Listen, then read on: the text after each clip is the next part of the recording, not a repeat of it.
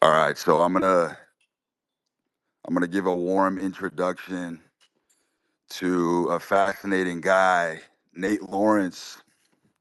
For those of you who don't know who he is, he's a guy that I see as having roots, very strong roots in intuitive living, but I do think he has a very strong academic foundation in the field of just bioenergetics and understanding the fundamental structure of the mechanics of the body and mind and how these things synergistically function. Very sharp guy.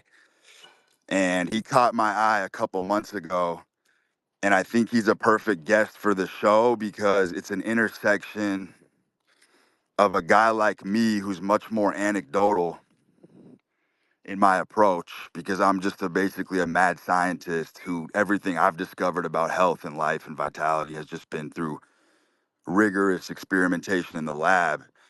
But I think he has more of an academic foundation, and I think that overlay intersects perfectly for an enjoyable discussion.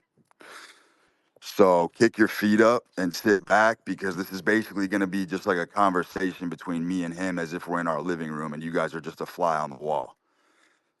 And we're just going to be going through these broad topics. Now, his work is rooted largely. I see him as making addendums to Ray Peat's work. Now, I myself am not too familiar.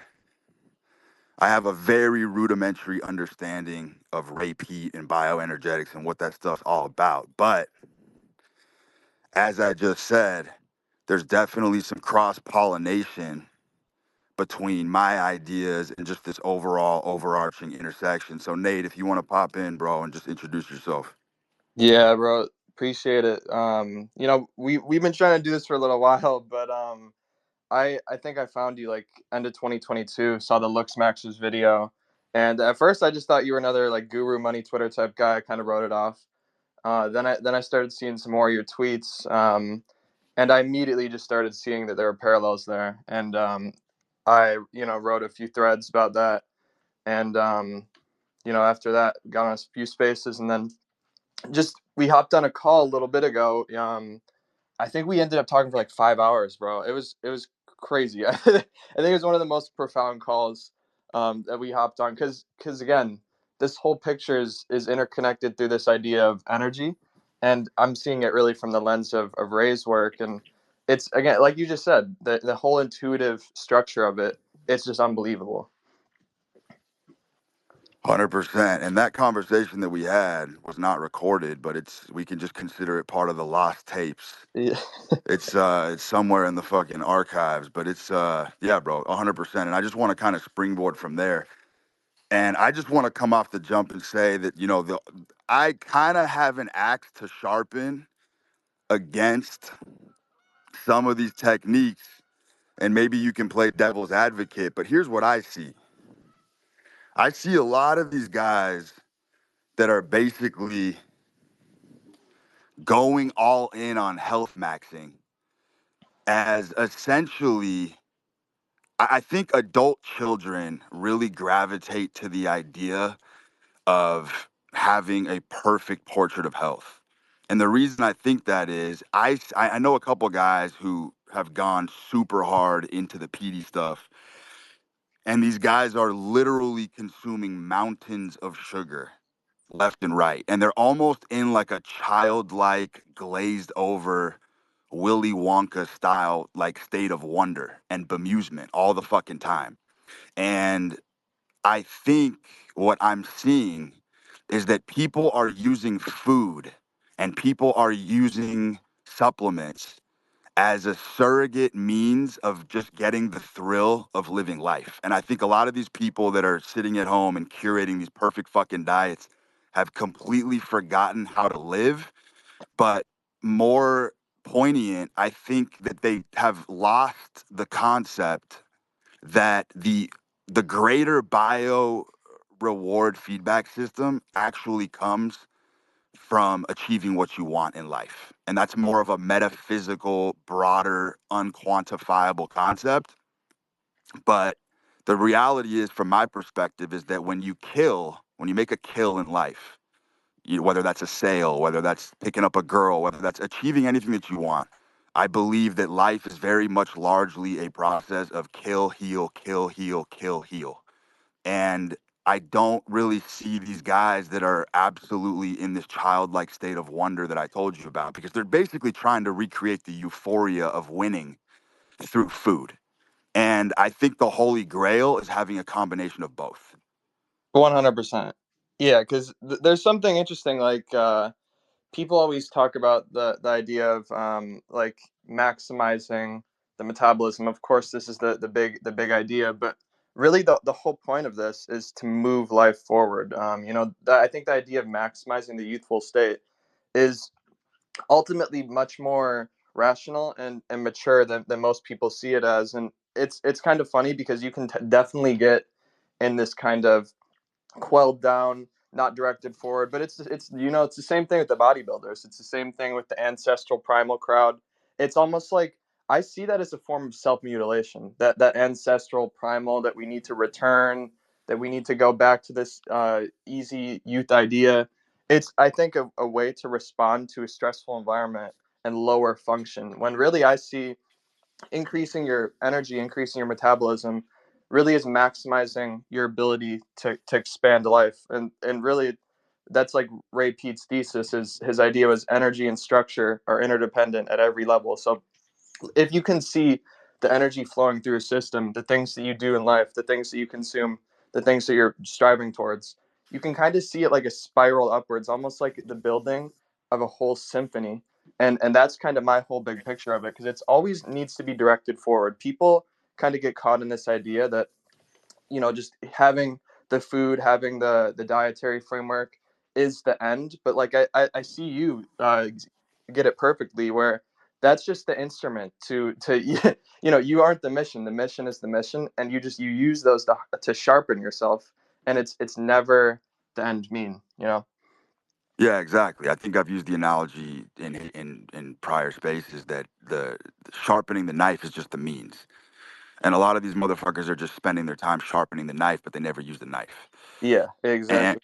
and I guess my overall point is that when it comes to vitality and it comes kind of fostering this ethic of just good health and healthy living in general, I do think it involves that achievement system. I think 100% reigns supreme in all domains. In other words, a man who's truly pursuing his inner desires, his innermost desires, and actually achieves that, there is a reward system that pays off. It's like a slot machine. It pays greater dividends than any other combination of any kind of health apparatus that you can apply. Totally, And totally. I think it's not even close. And I think that the guys who essentially are repressing their innermost desires are the guys who get punished the hardest in life. But you're absolutely right with the bodybuilding thing. It's a similar vein, because what it is it's avoidance of risk. There's a lot of safety and comfort in the gym. And so you got motherfuckers who are in there for 4 to 5 hours a day because it's not really a true arena. You can hide in there and you can just be a meathead, and you can take refuge and find safety and comfort and shelter yourself in that kind of bunker. But all you've done is garrison yourself away from life. And I am an advocate for not shielding yourself from the good, the bad, and the ugly. I think that a man specifically is hardwired and designed to deal with the good, the bad, the ugly. And I as I I, th- oh yeah, yeah, you go go. ahead. I think that it's like that in itself is actually way more bioenergetic than anything else, because like really maximizing the intensity of life is the point. It's never about longevity. So like people always say, oh, how can you like idolize Ray, or how can like you follow his work when he lived to 86, his teeth fell out. The guy was functioning like he was like 40 years younger at the age of 86, like just way more energy than anyone critiquing him. And I think that's a big point that I was talking about with this bioenergetic research. This guy Georgi Dinkov, he's a absolute genius. He has like I think maybe 2 or 3 jobs, um, and he has a supplement company and a family. The dude is just doing so much. He's just overflowing with energy, but he's a little bit overweight, it's fucking bald. It's like people always say, okay, well, how does he know so much? If this philosophy really means so much, then why does the dude not look like a Greek god? And he said, he's like, if these people want to keep telling this to me, come into my life, step into my life, and see what it's like, because I guarantee, will not have much to say then. And I think he just gets a great point with that, because the whole thing with him is he's moving life forward. He's researching. The dude just did a study on cancer. He's curing cancer, and people want to talk about, oh, his appearance. It's like I wrote a thread.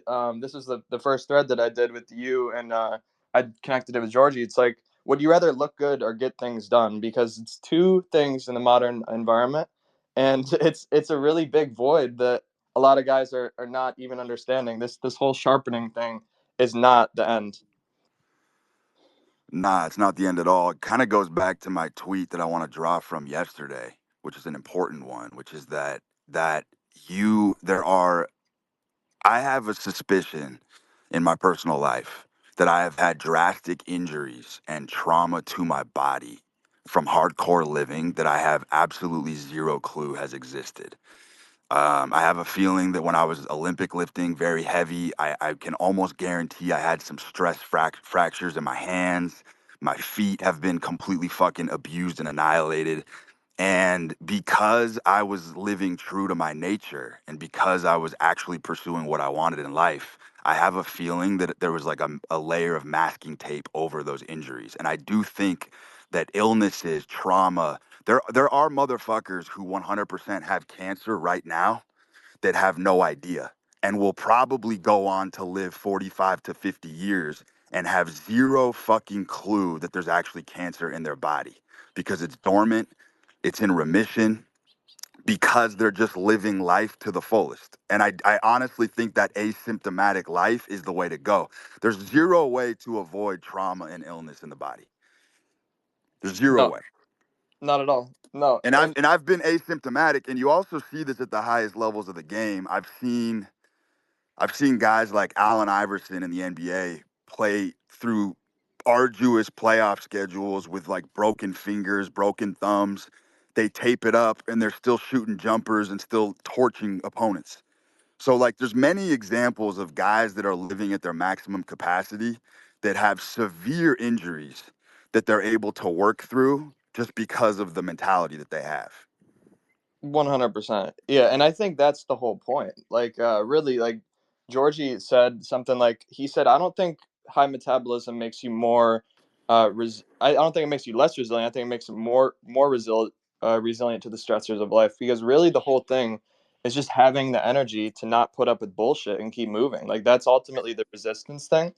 And there's also a thing I think, like Ray said, he's like, when you don't have interest in your health issues anymore, you're probably going in the right direction. And it's like, it's funny because most issues you can just ignore and move through them. Like most of my gut issues that I dealt with, I just had to keep fucking flying through them. But it really got to the point where it's just intuitive. Like my whole picture was follow intuition, and that will get through any setback physically because you know what you're supposed to be doing. You can have a complete conviction when you have an intuitive feeling, and it just takes a few moments. But really, no one can sit with that and say, "What do I need to be doing?" That's kind of when I think you end up with the people who just are eating like ice cream only, getting fat, not doing anything. It's ultimately just running from your intuition. I don't think there's a single way to be actually bioenergetic and end up in a worse state of life. But yeah, I think it always upregulates, to be honest. But 100%. So that circles back to my point. Let's talk about retirement for a second. And kind of to put an accent on what I just said in my prior speech, when people retire or they stop pursuing their dreams as they get older, have you noticed, and I've seen this a lot, all those injuries and all that trauma to the body just magically starts fucking popping up like whack-a-mole. Guys will all of a sudden be arthritic. They're fucking coasting. They're coasting on their laurels. They're retired. They're done. They're not moving. They're not taking on challenges anymore. Then they get slapped with cancer. Then all the symptoms start to rear their ugly head. yeah, I've seen this over and over again. it's like what's the quote? I think it's to retire is to expire. Like I really do see that as the main focus is like keeping the apparatus moving at all costs. Like when you run out of energy, when things become static, this is where all the problems evolve. Like you can literally see this at the most basic level. This is the like propagation of um, evil, you could say, in a sense, but really I think an accumulation of stress is what it is, because we can all have stress. Nothing's going to change how much stress we have, but our ability to move through it and metabolize it essentially was my focus. And Ray has this idea of like anti-stress living or anti-stress substances, and I think that's like the thing. It goes back to like you mentioned before, how like all the force production in life comes when you're in a catabolic state, and that you essentially will go nowhere if you're not willing to deteriorate yourself. And I completely agree with that. But something I found extremely profound from bioenergetics is that it kind of brings the understanding of how to protect yourself in that process. And the ultimate idea is just keeping up the metabolic rate to oppose stress. You know, like I said, nothing can really change how much we deal with, but just how we respond to that. And you notice that many of the greats of history just intuitively understand this, like caffeine, nicotine, sugar, milk, aspirin. Like they just all happen to be used by all of the innovators throughout time. And I know we kind of talked about a little bit with like diet and like how you said you had an experience with aspirin. That to me was just so profound. 100%. Let's talk about cigarettes for a second. Um, I view cigarettes as a food. I don't think people genuinely really understand that, cigarettes is really no different than a food. So I view cigarettes as sort of like an external organ. You could almost see it as an external thyroid in the palm of your hand. And a guy like me who does, I do live at the edge. I objectively have a very stressful lifestyle that I've chosen. The cigarette to me is no different than salt. You know what I'm saying? It's like a synthesized mineral vitamin in the palm of your hand, and the consumption of it 100%, because I am personally, I don't eat sugar. I'm on high animal fat. I've been doing this shit for 20 years. Everyone told me I was going to crash and burn and blow my fuses and have malfunctions. Hasn't occurred yet. But I do have a feeling that the cigarette is sort of like a surrogate form of sugar to a degree. What are your thoughts on that? Yeah, I 100% see what you mean, because I think just when did you start smoking cigarettes? If like I don't really know that. Probably 15 years ago. Damn, yeah. I really see it as just a way to lower stress, and just it is legitimately pro metabolic. You know, nicotine, good substance for increasing energy, but it's like the thing that people kind of forget with a lot of these things is that there can be slightly detrimental things physiologically that end up just moving you forward, and I think that's what you lean into. Like it's the thing in the health crowd that kind of splits the primal ancestral crowd and the peak crowd. The peak crowd is kind of fine just experimenting and moving with anything.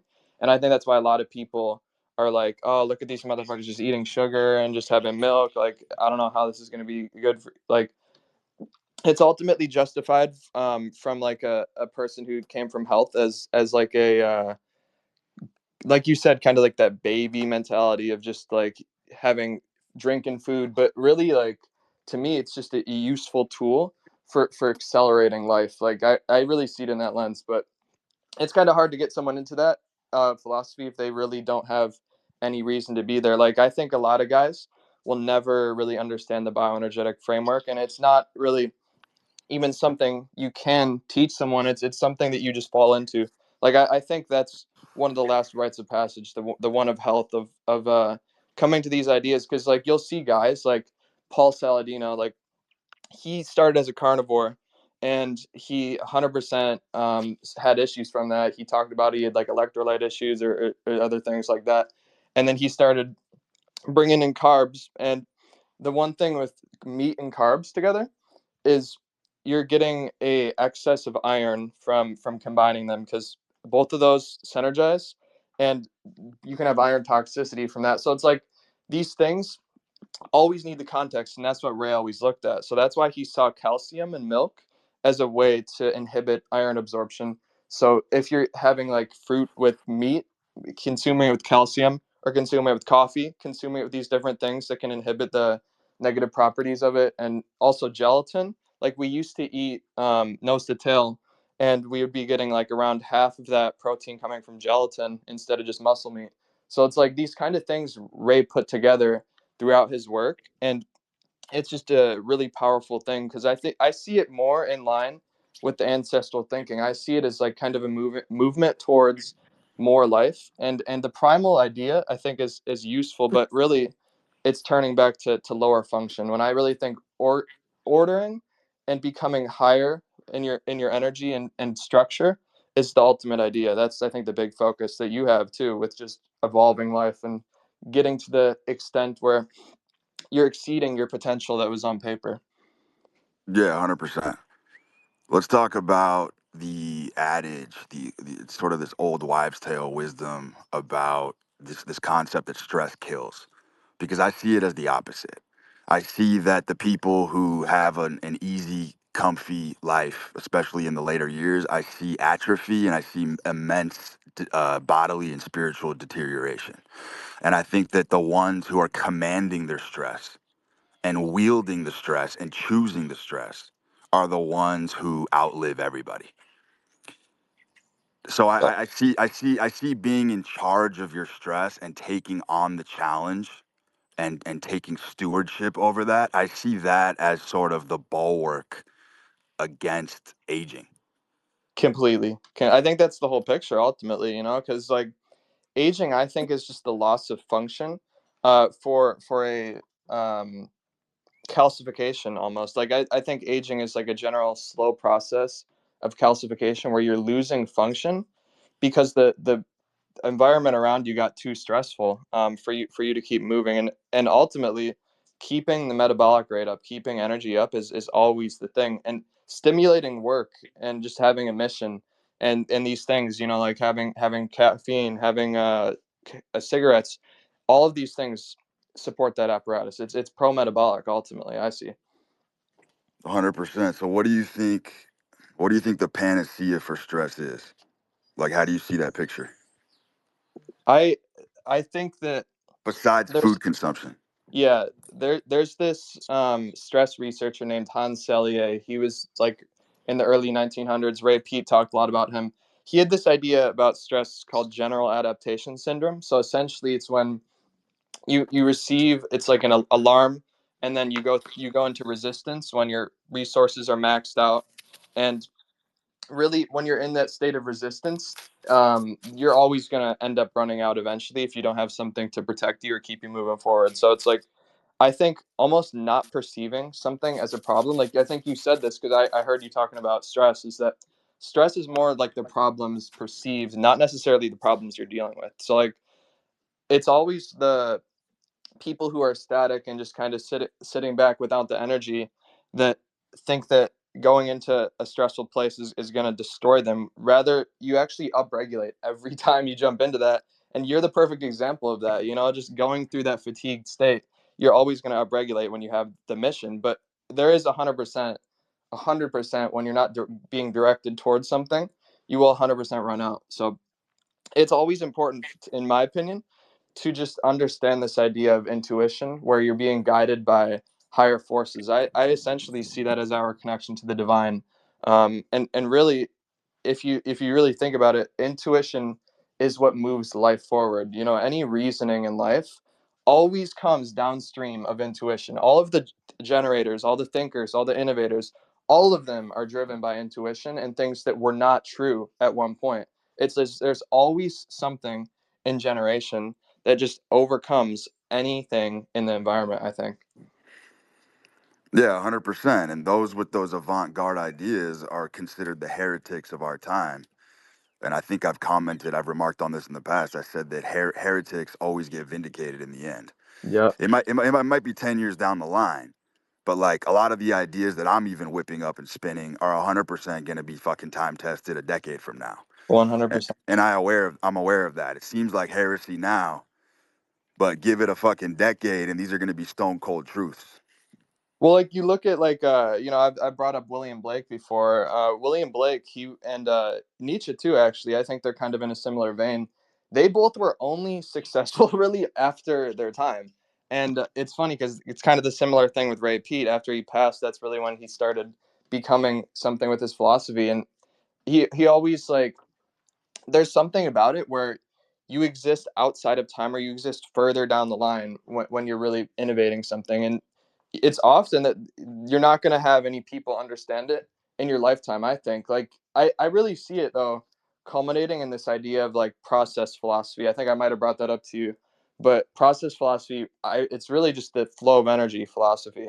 You know, that idea that like life is in constant change, and the divine essentially emanates through all things. And I think it starts kind of roughly with Heraclitus, the philosopher. You know, no man steps in the same river twice. And it's like that kind of comes in with William Blake's work. I think he really illuminated that, this focus on like a creative, generative human spirit, that like God works through biological energy. And I think like people like Ray give a background to that picture. But it's also really profound because you see it in Eastern philosophy as well, like Taoism.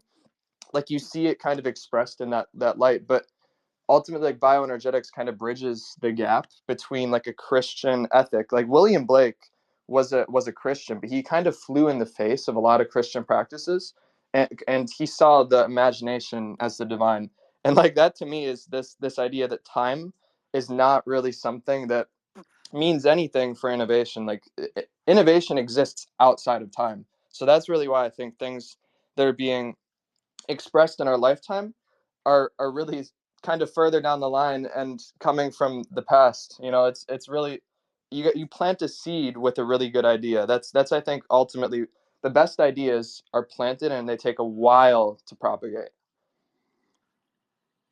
Yeah, I can rock with that.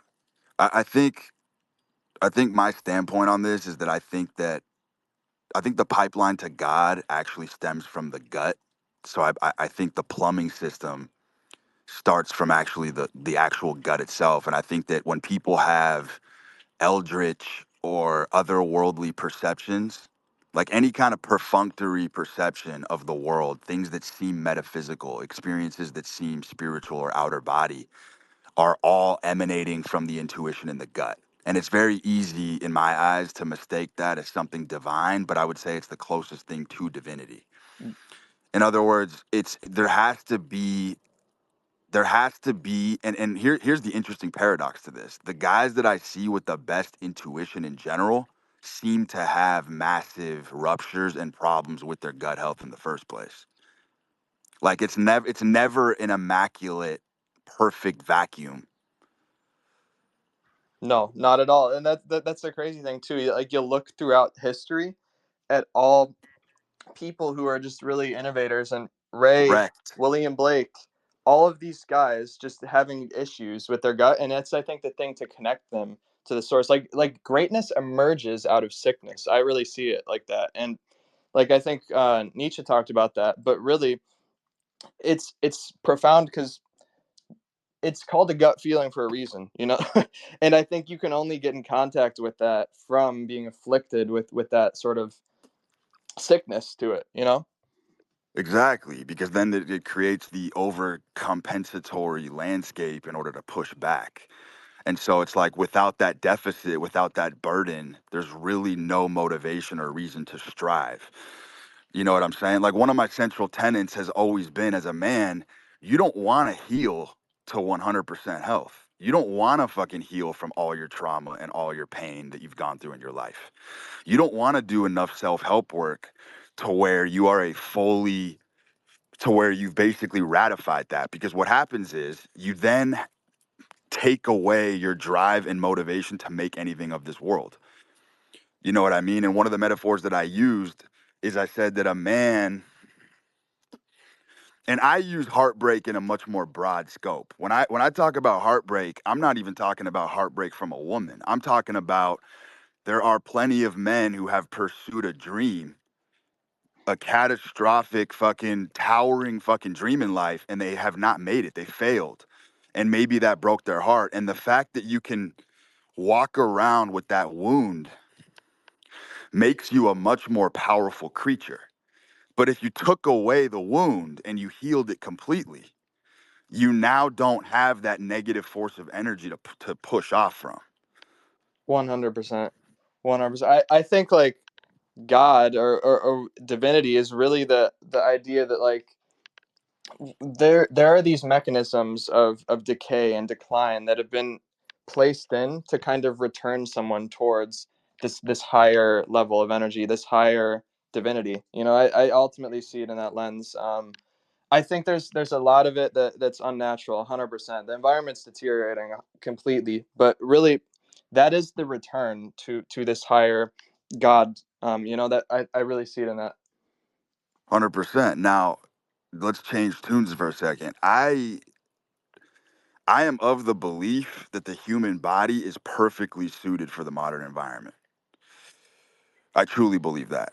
Now, I understand that there's fucking xenoestrogens, whatever the fuck you want to call this shit, BPAs, microplastics. I think the body is 100% suited to tolerate this type of shit. You know what I mean? I'm a polyester wearing motherfucker. I wear fucking workout tights. Like I don't trip about any of this stuff. And I also think that the worldview in general, that humans have the industrial might to poison the earth, is insane. I see absurdity in that. I genuinely do not think that any of this fucking climate change bullshit and all these narratives about how we've destroyed the planet. I think the planet is way too powerful and regenerative in general. 100%. Yeah, yeah. I think like there's this guy that Ray talked about, Vernadsky, and he saw this picture of life where Earth is really trying to reach towards a new homeostasis, and it's very imbalanced. Like that's the thing that you see is that stimulating the flow of energy requires that you have a preference towards one side than the other, and that's kind of what creates this spiral. But really the idea in that is that life is going to liberate itself eventually. Like the earth is heating up, creating more carbon dioxide. You can literally see that as the earth increasing its metabolic rate and increasing its energy. And it's kind of crazy because a lot of this idea that, oh, we're running out of resources, I don't know. I don't know if any of that is true. You know, it's crazy though, because goes against really this view of life where I think the modern environment artificially imposes a static view of reality, and a Bro, lot of exactly. these things that people think are permanent really are just outran by life itself. The flow of energy will liberate all things, and whatever that looks like is yet to be understood and never will be actually. But that's I think that the idea to lion is the flow of energy. 100%. So like I have a Gaian model of the universe where I think that it's more apropos to Gaia, which is the goddess of Mother Nature. I see the earth as a creature, as a living, breathing organism that evolves, it changes its strategy, it's renewable. I don't see the earth as this mechanistic grandfather clock that everybody thinks it is. Everyone thinks that the earth is like some fucking mechanistic machine that essentially only has enough ticks in the clock before it all kind of breaks down. I don't view it that way. And so what I'm saying is I think obviously there's synchronicity between humans and all life forms in general with the earth itself. And so the idea that a human species can fucking destroy the oceans like the narrative has been since we were in fucking fifth grade. They said that we've completely poisoned the earth. That to me just sounds like absolute fucking nonsense. Yeah. Yeah, totally. I mean, it's really taking this view that life itself is harmful to life. Like Ray really focused on this because a lot of what like I've had an interest in is this idea that life is really supposed to be effortless. And there's this quote that I always go back to that the fox provides for himself, but God provides for the lion. And I really think that's giving into the unconscious energy flow of life. And you can see that expressed in almost every single living and non-living thing. Like that's what I think William Blake was talking about when he said, "How do we know that every bird that like cuts the air isn't an intense world of delight or something like that?" And it's funny because it's really this idea that like or he said also he was like if the doors of perception were cleansed, man would see what he was, infinite. And that's like I think the whole picture that gets misconstrued now is that life itself is harmful to life, and that live and death is what actually brings life, or lowering energy is what brings life. Like this is the whole paradigm with like the middle. You know, it's dulling everything down. There's no intensity, there's no polarity, because this polarity or this contrast is really the thing to stimulate energy. and you dull all of that down when you bring everything into the middle. And that's why I saw your video, like the first one that you did, like the mission is all that you have. That's why I saw that being just so fucking profound, because it brought together what I was seeing before that, and you putting it into the middle was just, yeah, that to me was something that really oriented a lot. Yeah, 100%. This idea that modern psychiatry, modern medical systems, they basically want to corral everybody in the middle and squash outliers through medication and big pharma and shit. They want to basically take any fucking stroke of genius and kind of lasso it back in to the middle and say, no, no, no, buddy, you can't have these fucking outrageous ideas. No, no, no, no, no, you can't live life slightly fucking crazed. You know what I'm saying? And like the whole concept that I rock with big time is that all the geniuses, all the innovators, all the guys that are the best at their craft they are missing some screws upstairs. And that's sort of where I just get the whole foundation of my whole philosophy is you you can be crazy in this life as long as you're aware of the craziness, as long as you've chosen it. In other words, there are people out there who are definitionally crazy, but the point of the matter is they're completely still aware of the social dynamics, the power dynamics. They're aware of everything going on. And so it's all about the awareness. You know what I 100. mean? And it's like the guys who are truly crazy, textbook wise, they're completely unaware that they've gone mad. You know what I mean? The guy, the fucking bum at the bus stop who's talking to himself, who's schizophrenic, that guy's gone. He ain't coming back because he has no idea his condition. But if you intentionally draw the rubber band, like the elasticity of the brain, and you push it to the outer boundaries, there 100% is a lot to be gleaned and gained in those states. But it's all about the elasticity. For example, I can sustain long periods of stress and fatigue without my brain breaking. You know what I mean? I can gamble millions of dollars and deal with that. And 100% when I'm in that state, I'm in that kind of berserker crazed state, I will rebound back to baseline pretty quickly Totally, totally. Well, because I'm choosing the stress.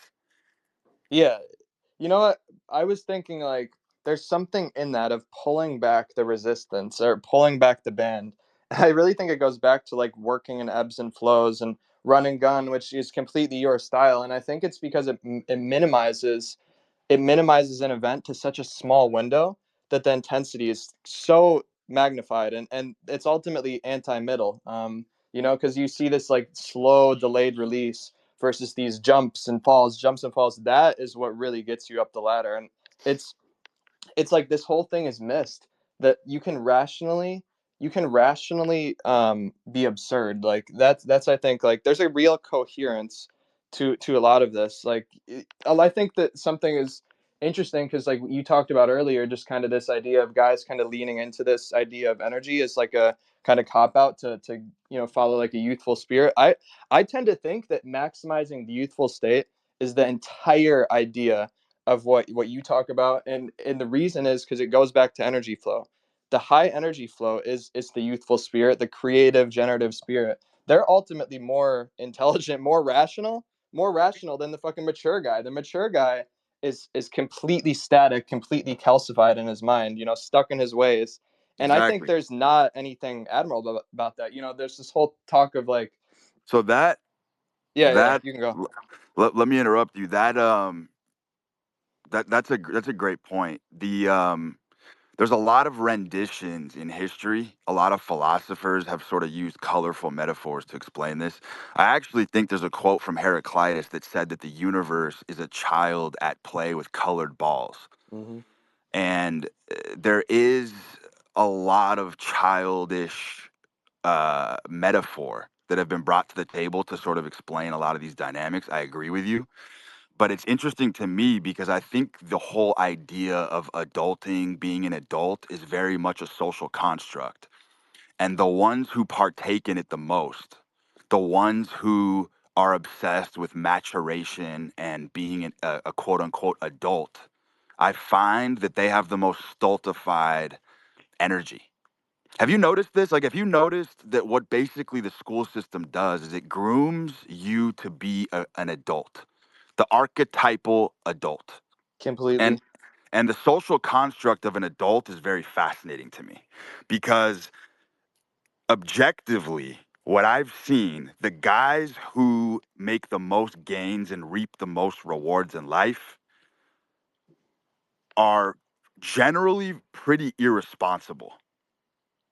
And I Totally. think and I think responsibility, like in the classic sense of being an adult where everyone thinks that as long as I have all my bills paid and as long as I'm fucking up to date on everything that I'm an adult and I'm responsible.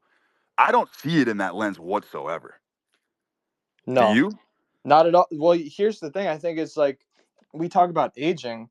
I really see aging as this cutting off of energy flow at the expense of function. So like these dull routines and this slow pay schedule, these cliche wordings, like that is all from a static flow of energy. Or there's essentially like serotonin is a hormone that you can look at. People call it the happy hormone. Serotonin can really be seen as the hibernation hormone in the metabolic view. It lowers energy and promotes this kind of repetitive thing, and it's ultimately all leads back to this thing I mentioned, like the calcification. That really is death.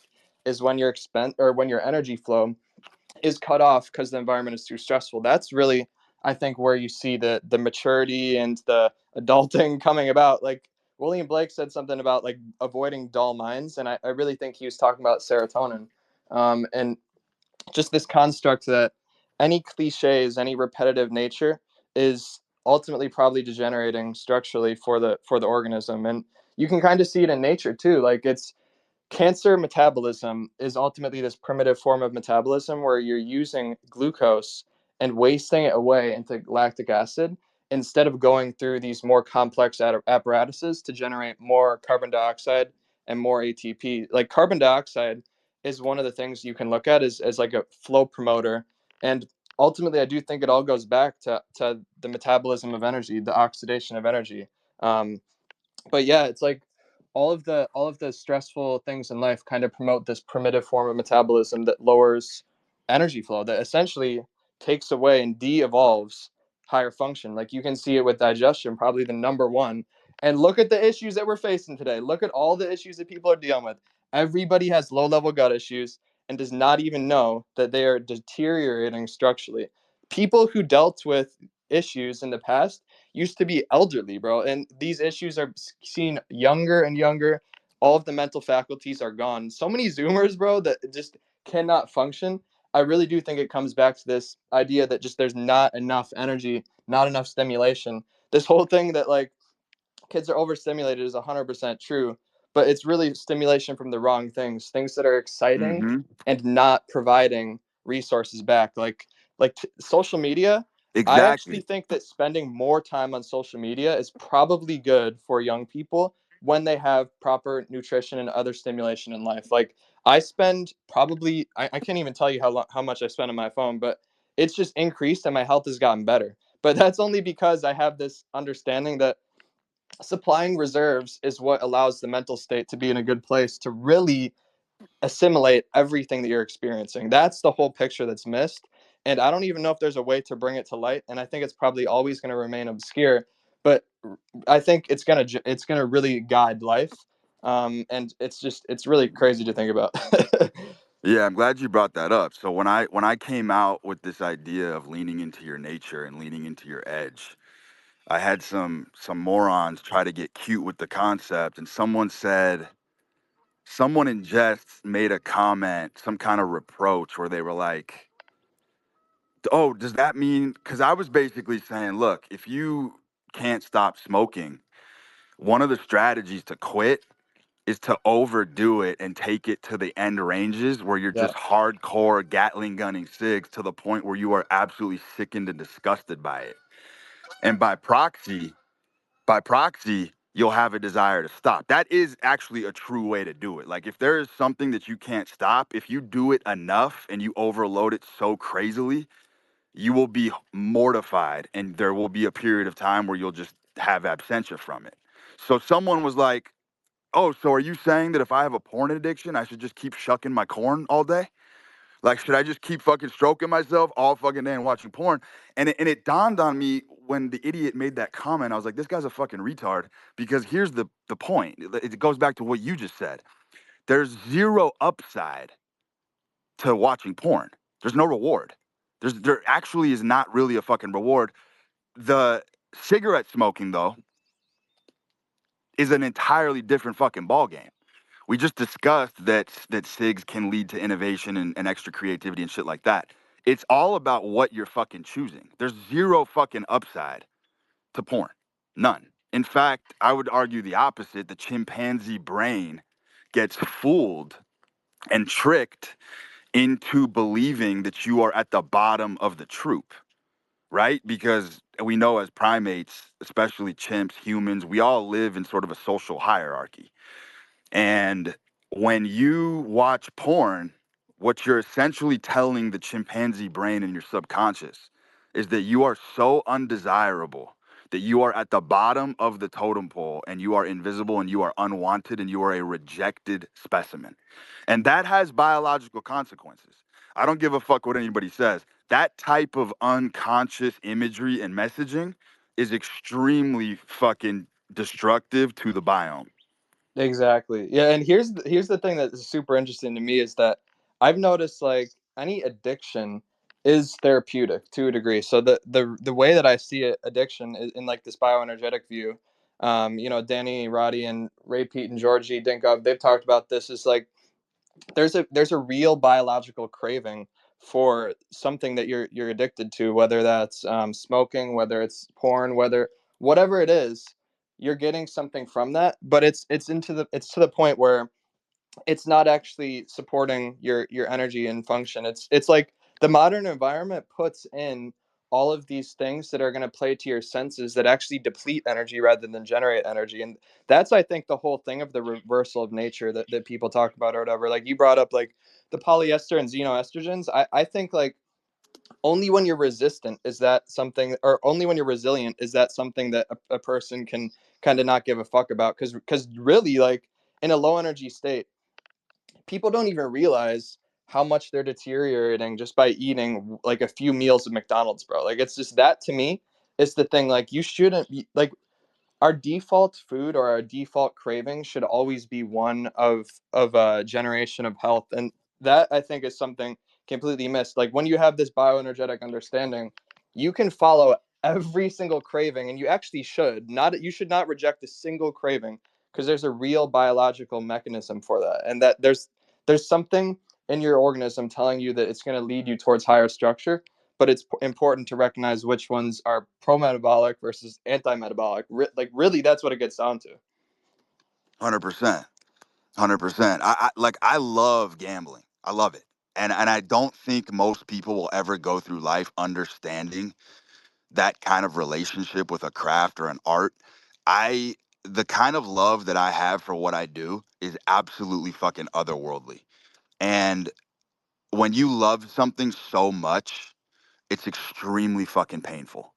It's extremely fucking painful because loving anything in general, whether it's a human, your craft, anything that you fall in love with, has a feeling that you're out of control. That you're out of control. And I think that's why people struggle to bond with other people, have a struggle to sort of stay committed to a path, is because they're afraid that the love is essentially going to overpower and overtake them, which is why it's 100 times easier to internalize a miserable state. Because when you're miserable and depressed, you have a false sense of control over your life because you're the one directing and enacting the misery. Staying in misery gives people a lot of feeling of control and power over their situation, when when in fact it's the complete opposite. Completely. It's like that's actually more static. That's actually an accumulation of stress. When really like Bingo. there's not much that you should internalize. That kind of gets back to the flow idea where the things that you do in life. There's something really interesting to me that I didn't really understand at first. I think Ray said something Like somebody asked him, is there any cause that you would die, or is there anything that you would die for? And he was like, no, I don't think so. And that kind of like took me back, because I'm like, this guy's committed to life, he's committed to health. And it took me a while, because I'm totally of the opinion that you should have things that you should die for. You should die for your mission. But ultimately, what I realized is he wasn't talking about he wouldn't die for any cause. What he's talking about is he's not going to become static anywhere. He's ultimately dying for life. That's ultimately, I think, his whole purpose. Like, but people get caught in this idea that you need to have a place to rest on. Ultimately, nothing can be rested on. It's that warrior Bro, spirit that just exactly. doesn't exist anymore. Bro, exactly. Exactly. There's no perch. There's no perch. There's no throne. And what I want to say is, I want to give kind of an anecdote, a personal example from my life that illustrates what I'm talking about perfectly in this idea. Because I've said before that I've been sort of disenchanted with the idea of linear gains, right? I've mocked it. I've derided it publicly because I said success is not linear. And what I mean by that is, like, to illustrate the zigzag pattern of success, let me give you a completely off the wall example of what I mean. In my business, in the way I roll, realistically, because I'm such a reckless, high wire walking motherfucker, I, in order for me to net $5 million, I got to make 20. Okay. Wrap your head around this for a second. In order for me to seriously net 5 million, I have to generate 20 million. And the reason is because I don't stop and I don't quit and I'm always pushing the challenge. I pretty much know who I am. And I know that if I come into 20 mil, I'm probably going to burn 15 of it trying to get to 100. And so someone would look at that and they'd be like, why don't you just make 20 mil and stop? And what they fail to understand is that the only reason why I'm the type of guy who can get to 20 million in the first place is because of that aggressive approach. So it all goes back to that aggression. I have to overshoot and overpower my goals in life by several miles, by many, many kilometers over the target just to land where I want to be. Because there's going to be a massive amount of runoff. Because I know when I get 20, I'm going to shoot for 100. It's crazy that you And say so that, that's 'cause perfect. That's a perfect yeah, example of the ebb and flow and vitality of life, because rationally, it don't make no sense, right? Rationally, you're looking at that and you're like, that doesn't make any sense. But it makes perfect sense if you're talking about bioenergetics and flow of energy and zigzagging and anti-linear success. yep, yep. Well, that's the thing, because it always orients you forward. It requires that you need to keep moving, whether you want to or not. Because I see you there's subconsciously install these sort of mechanisms, like your thing of taking on as much responsibility as possible.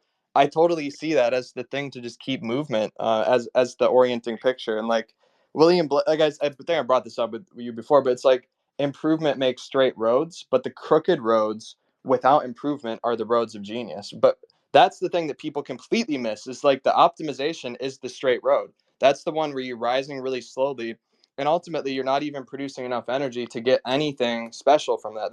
That is, I think, ultimately the cancer metabolism. You're just going on a straight path to nothingness, pretty much. 100%. 100%. When I was a lot more wily and rascally in my 20s, I would say pretty much the entire decade of my 20s, I had like a 98 or 99% leak in income. Not joke. That's how reckless I was. In other words, I had to generate, no joke, if I generated $1 million for me to net fucking 10K, I would have to fucking continually generate $1 million, just because my runoff and my burn rate and my spillage was so fucking high. But what people don't understand, that level of striving and having the capacity and firepower to even hit that target in the first place is what was driving me forward. It was a forward looking kind of pyramid tipped approach to life. And you want to talk about walking away from the past and not looking back at yesterday. There's no better way to do that than oversetting your mark by several kilometers, like I just said. Completely, completely. You know, I actually wanted to ask you, like, what made you first get the Mohawk? Like, when did you like decide on that? Bro, it was an accident. It was an accident. My girl, I had some clippers, and I used to shave my head, and I had some clippers, and I accidentally used one of those guards on the clippers, and I fucked up like a huge side of the shave, and it kind of looked like a quasi mohawk. And I was like, fuck it, this shit's gonna grow back. Let's just fucking rock with it.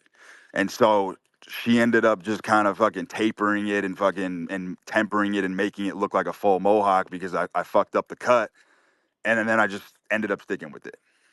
Yeah, did you have you thought about it ever? Because to me, like that's like literally the ultimate expression of your of your life. It's just this orienting forward, the kind of warrior spirit, the spear. Like it really is a spear. Yeah, it's like a fucking shark fin, man. It's Yeah, like bro. fucking coyote headed motherfucker. It's true. It's fucking true. And so I just kind of rocked with it, and it's always just felt fucking natural as fuck to me. And yeah, bro, it all started as a mistake. That's the fucking hilarious thing about life is like anything that's happened to me that I've ended up sticking with was an accident. And I've always learned how to take accidents and mistakes and weave them into the overall structure and make it work. And I think that's a huge part of being a man is learning how to incorporate mistakes and using those as leverage. Completely, completely. Like for when I first saw that idea with you, I really saw it in the same lens as like what Georgie does is essentially just keep it moving. You know, it's like I think like I think I've said this before. It's like you can fall upwards. That's ultimately what I see it as with you. It's just the integrating and weaving is the thing that kind of outruns you because you build that structure that what do you call it survives after you. I was curious. Like I think that routine of a certain kind can be extremely beneficial, but in a certain way, it can actually completely destroy someone. I think. Do you think routine is something that a person should focus on? Yeah, as a foundation for sure. I mean, that's the funny thing about my work is I've built a very large sanctuary around the concept of routine. I mean, I have my circuit that I run. You know what I'm saying? Like I know no matter what happens to me, I'm always going to be eating good and I'm always going to be fucking hitting the gym and getting stronger. And Yeah, that's sort of my monastery. That's where I recharge, that's where I rebuild. If anything goes wrong, I always have that routine to fall back on. But having that foundation allows me a lot more leeway to live extreme on the periphery.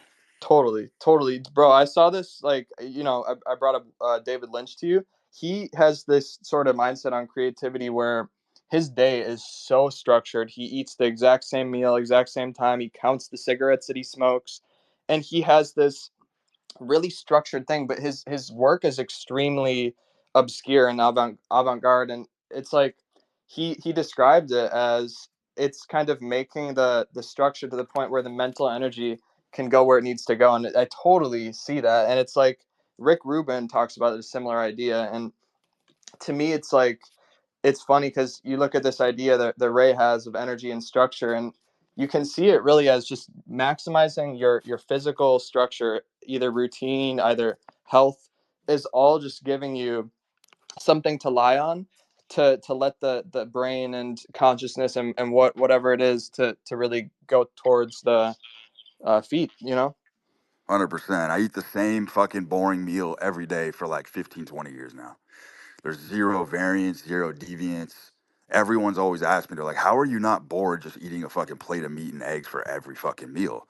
And I was like, because I don't view food as an orgasmic experience. To me, it's just rocket fuel. It's always been that way.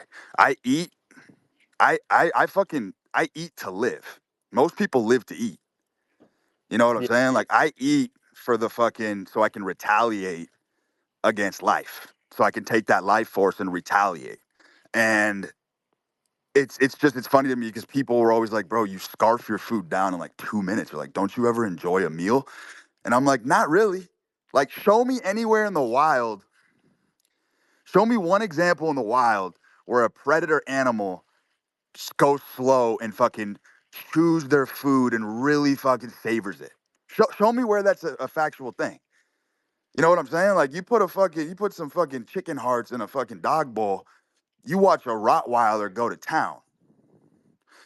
You watch a Rottweiler go to town. It's like, for me, I'm scarfing my food in 2 minutes. I basically don't even chew my food. I inhale it and it's gone. And I move on to the next fucking thing. Yeah, bro. I actually remember because we were talking about that, the kind of like prey eating versus predator eating, and I genuinely think I see what you're saying 100% about this idea that people lie on it, but I think it integrates with the predator style a lot more than you think. Because again, like the people who understand how to use it, people who are really innovators throughout history are understanding that they just need some form of nutrients supplied to fuel their mental processes, to fuel their physical like Nikola Tesla, he had, I think, like a diet of milk, beef, and fruit. He made like a blend of that, and he just drank it like in the lab throughout the day. And to me, it's like all these guys are like just drinking coffee constantly, or having milk and coffee, and just this whole picture I think is kind of connected. But I think, because bro, I really just want you to give up this idea that like you need to have this primal mindset. I mean, of course I see it, but like I think it's a lot more integrated towards the evolution of or the Yeah. evolutionary mindset. I don't know, Yeah. you know what I'm trying to Well, say. can you enhance that idea for me? Because the lens that I see it through is that all animals, all prey animals graze throughout the day, Yeah, completely. Well, here's the unanimously. thing. If we look at life as we want to maximize the intensity of existence, we want to really just expand our function. I think the way to do that is to constantly increase speed, constantly increase the rate of living. And I think that's kind of the thing of supplying meals. Your energy is being expended so fast that you need to keep supplying. You can't just persist off of just like a carb, or I mean, what do you call it? Like starch and low micronutrient. Like if you ultimately look at this metabolic picture, it's actually more expensive to eat. I mean, by expensive, I mean expensive energetically.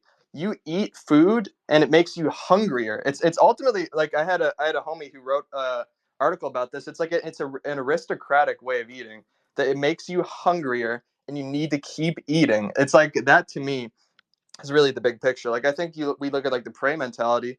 It's ultimately more toned down, eating plants, and of course like fruit. It's about the availability, and we can talk about that idea, of course. But like I don't think, in the lens of energy and evolution, any of the availability ideas really mean as much, to be honest. I really So see it's like your mental function and physical function is ultimately guiding the ship. But so what do you think the X factor is? How do you think I've gone this long? We're talking nearly two full decades of basically in a keto state. yeah. Because I don't do sugar. Everyone told me I was going to crash and burn. What do you think is the X factor in that equation? How do you think I've lasted this long on just the high animal fat, intermittent fasting? Because I usually eat just two very large meals a day. Yeah, yeah. Well, we talked about like I think we touched on like your blood or your genetics, and that's like a big thing that people who like follow the bioenergetic ideas are kind of weary of, which is like the genetic view of life. Because it's too mystical.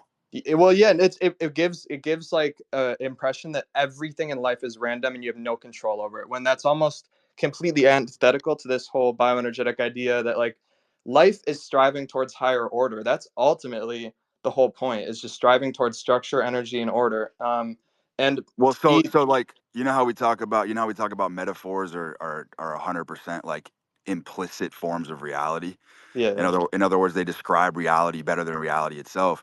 I've always enjoyed, it's been endearing to me to kind of flirt with the concept of hunger. I like being in a hungry state. And I'm talking financially, I'm talking from spiritually. Like I enjoy that feeling of deprivation and going after it when the fucking saliva glands are fucking pouring from the roof of your mouth.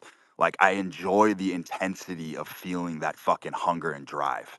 There's something primal in that kind of primordial soup that is extremely fucking empowering to me. completely. Okay, but I think you can actually innovate. I think that like we talk about the catabolic state. I think like we say that that's where all expression is. Bioenergetics to me is the way to protect under that condition, because I always think that it's important to recognize what is going to actually move you forward, what deterioration is going to move you forward, or what deterioration is going to leave you debilitated. That's, I think, the big picture, because like I think a person like you just have an intuitive understanding of like you know that you're going to be able to fucking sort it out. You know you're going to be able to get back on your routine. You know, if everything goes wrong, you're always going to have something to lie back on. And a lot of people do not understand this. And I think that's the big picture. I think it's just a thing that's within you innately, and ultimately it's like the innovator versus the I wouldn't even say consumer, but like it's really this view towards life, and this view, like the prolific and devourer is how William Blake described it. You know, I wrote that thread connecting with you. It's like the creator always sees the frontier as the point to head, and the devourer, they always follow the innovator, the creator. And to me it's an absolutely necessary process. Like you've talked about it with like the idea where you're working on a project, and there's always somebody at the front lines who is having people work with them, and they're all being brought forward. But someone always needs to be, you know, taking the shots and really deteriorating. And so like Ray Pete, I see like people say, oh, he lost his teeth or whatnot or stuff like that. It's like, well, he was experimenting, you know, he was actually moving things forward, and that to me is very, very bioenergetic. 100%. So like I view myself as sort of like a Kevlar vest. Yeah, yeah. I am very much a bulletproof vest in my line of work. I absorb a lot of fucking damage, and I incur a lot of fucking stress and trauma on my body. But what I wanted to ask you is, do you see some element of nourishment through achievement? 100%. I see like the mission is ultimately, like we talk about, like, oh, it's a macronutrient. In many ways it legitimately gets you there. You know, it's like that to me is, I think, the most important picture. Like it doesn't really matter necessarily what you're doing in life or what you're consuming, as long as it's moving life forward. You know, it's like that's the thing of just, I think, not being static and needing your routine or needing what you do in life, needing anything to be a certain way, because needing anything to be a certain way is just static, and that's not movement. So that to me is the big. Ex- Exactly, exactly. Like I love to play games with myself myself, to test my fortitude. I love to throw wrenches in the machine and see what I'm capable of. I like to throw variables, and I like to call audibles. Like for example, there's times where I'll fast for 40 hours and I'll go try to fucking lift my maximal weight. Now, I've seen zero decrease in performance. Zero. Literally zero playing those types of games. Like I've never walked into a gym and had it in the back of my head, fuck, I didn't get 8 hours of sleep. Fuck, I'm malnourished. There's no way I can lift this weight. I've always been able to pick up the same weight, no matter how stressed, fatigued, how fucked up I've been. I've always been able to go in and perform at my best. Always. And so I think it's fair to say that mentality and some of these pataphysical qualities are a lot more important components of the equation. But again, they're they sort of get scoured from the sort of academic portfolio because they're deemed as too mystical, Completely. right? They're deemed as too mystical. There's no way to really quantify what the fuck is going on there. How does a motherfucker who hasn't drinking water in 24 hours and is objectively dehydrated still lifting maximal weight and still just as strong as he was when he was hydrated? No, there's nothing on paper that can prove that. And like you They can look at prove like the that. people who live to like 100, 120, and we all know that they're always fucking smoking, they're always fucking drinking soda, they're always eating ice cream. It's just all these things. I think ultimately just it's like the whole thing of vitality is, I think, innate to a person, and I think it's 100% inherited. And to Exactly. say that it's not genetic is a common thing with the Pete perspective. But ultimately I think the bioenergetic state of life is what informs the genetic state. You know, it's like there is a bit of structure that forms out of that. I mean, 100% we see it with, like, look at dogs. Like, you're telling me that we can't breed dogs and we can't breed humans to select for certain traits or whatnot? Like, you can 100% have selective breeding. Like that's what you Facts. probably know BAP on here. Like that's what Facts. BAP's book is about. And Fact.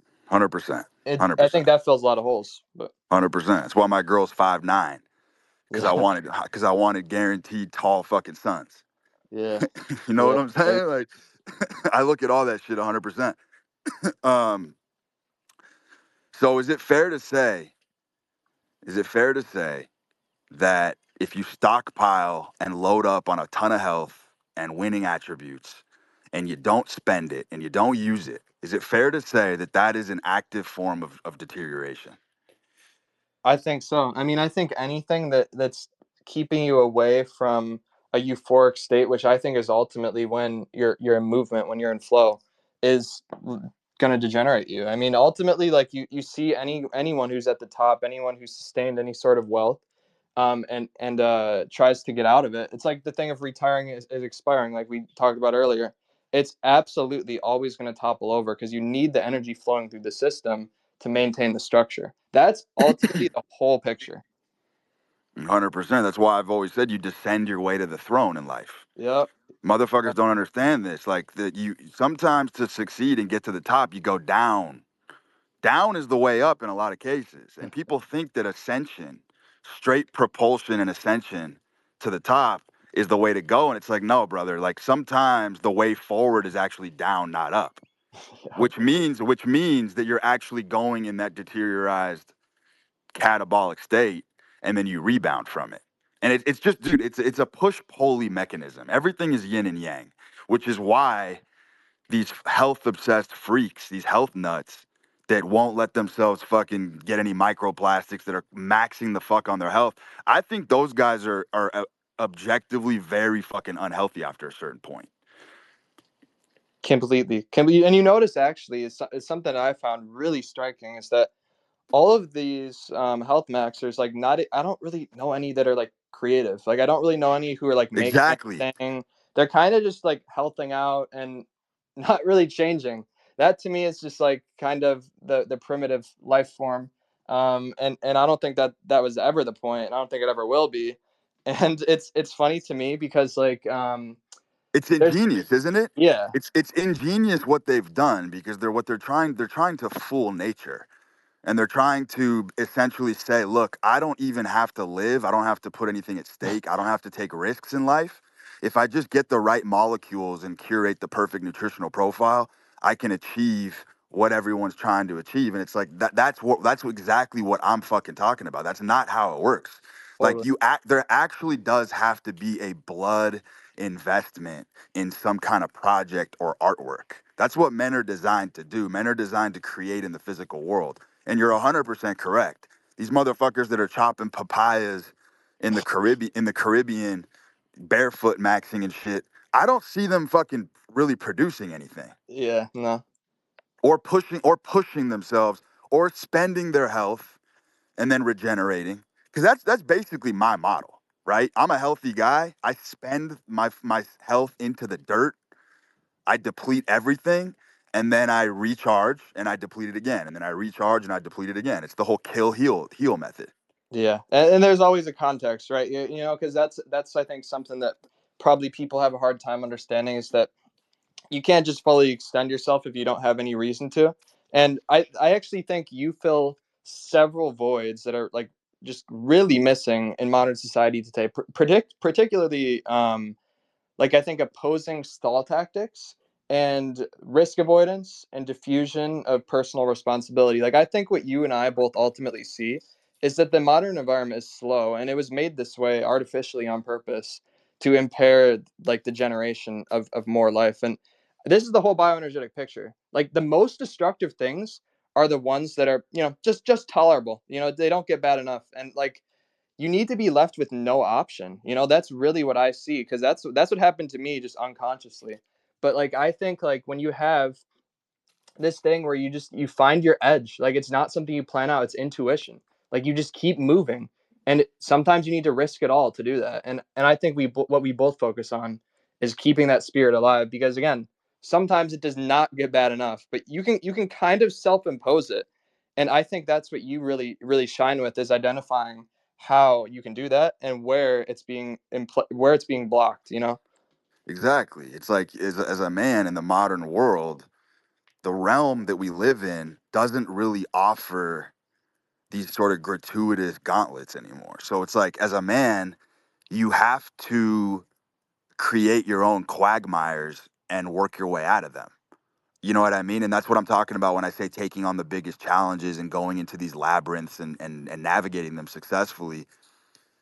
That ultimately, those experience, that's the beauty of being a man, is like your pitfalls, the mistakes, the damage that you've taken all accumulates and stacks into your overall report card. Like those experiences do not go away and they're not detrimental. They all sort of are handcrafting that aura. And so it's like as much exposure to life and as much exposure to everything that life has to offer is the best way to craft an aura.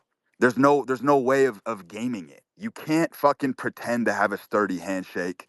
You can't fucking take voice classes to make your voice deeper. You know what I'm saying? It's like that's bro, that's why charisma is the holy grail to life. And what people don't understand about charisma fundamentally is exactly what we're talking about. It is the totality of your being. It's the combination, the panoply of every single thing in your life that's ever happened to you all plays a part in your overall charisma. It's the one thing in life you cannot fake. It's in your vocal tone. It's in the way you walk. It's in your gait. It's in the way you step. It's in the way you move. It's in the way you blink. The charisma is embedded in there. And the only way to develop that charisma is to live a fucking harsh, rough life. It's the only fucking way. There's no way around it. And like I said, you cannot fake it. It's in the inflection points in your voice, in your vocal tone. Everybody knows it when they see it. Everyone knows charisma when they see it because it's visceral. You know what I mean? And so it's like a lot of these guys are actively working against their own charisma by stockpiling and health maxing and forgetting to go out and live life. Completely. I had a tweet. I said something, I don't remember exactly. It was like, I really think the only force in you and brute force in the moniker is the force of nature. It's really forcing life to be natural, where you get this state where everything is effortlessly coming to you. Like that to me is, I think, really the idea that you just nothing needs to be a certain way. It's that is the complete flow. And I think that's where the Eastern, and then the idea of building that flow and complexifying it is the bioenergetic idea of, like, the spiral upwards ultimately. 100%. I actually had a question. I was thinking, do you think, or do you see this way of life that you kind of promote going mainstream ever? Do you think that's possible, or is it like even a goal? Fuck no. Yeah. Fuck no. But I'll never change.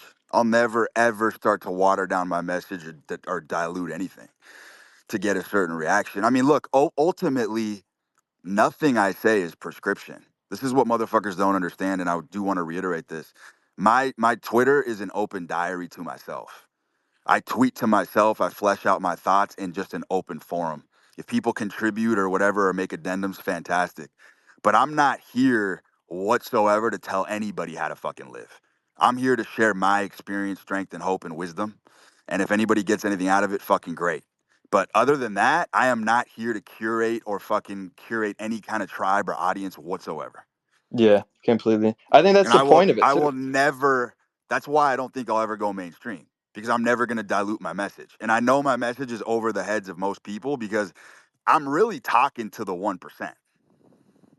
I'm not interested, there's accounts on here that do a great job of speaking to the average man. And those accounts are holistic and they're wholesome, and people need that. Society needs that to function. Those people are the staple, they're the linchpin of society. I respect the fuck out of those accounts. I ain't talking to those motherfuckers. I'm talking to the greats. I'm talking to the people who are striving for greatness and who want to be the outliers. It's the only people I'm interested in talking to. I'm not interested in talking to the average man. And I know the average man listens to these shows because it's entertainment. You know what I mean? It's like Phantom of the Opera, and that's fine. But I'm not, that's why I'll never go mainstream, because I ain't talking to the average motherfucker. Not interested in that. Yeah, and I remember we kind of talked about that. Like, so much of it, I really think is missed. Like, because to me, this whole energy flow idea is like really what you're getting at or building upon And I don't think many people can intuit that, and I don't know if they ever will. But like, to me, like, I personally 100% see what you're building. I see it as a philosophy. I do see you as like a philosopher, and it's like funny to fucking say that. But you know, like, these ancient classifications just don't really exist anymore. Because it's funny, because like, guys will talk about, oh, the West is falling. Like, you notice that like 90% of complaints just come from the sidelines, and I found it interesting. Like, you look at any innovator of our time, anyone pushing the envelope, I always see it as someone who just keeps moving and just putting their message out there. And it doesn't necessarily even matter what happens to it, but it ends up most of the time getting reiterated by others eventually. You know, eventually it gets reposted, it gets rehashed. Doesn't necessarily even matter if the creator was credited, just as long as their work gets read, just as long as it integrates into life, which obviously in the past is only through like writing and public speaking.